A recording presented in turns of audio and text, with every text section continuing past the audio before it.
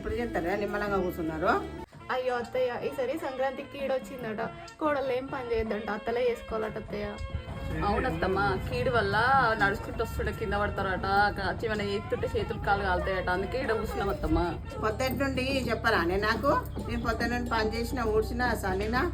అత్తమ్మ సంక్రాంతికి కీడొచ్చిందట, కోడలు అత్తలే చేయాలన్నట పని. ఎంత పనా? అవునే, సంక్రాంతి పీడ దినం వచ్చిందని అత్తలే అంత పని చేయాలన్నట. అత్తల పేరు మీద ఉన్న జాగలంతా బిడ్డలకే చేయాలి. అత్తల పేరు మీద ఉన్న జాగలంతా బిడ్డలకే చేయాలి. ఎట్లా ఉన్నది కథ? నేను అన్నం వండుతా, మీరు బోల్దాం ఊరి వీళ్ళు.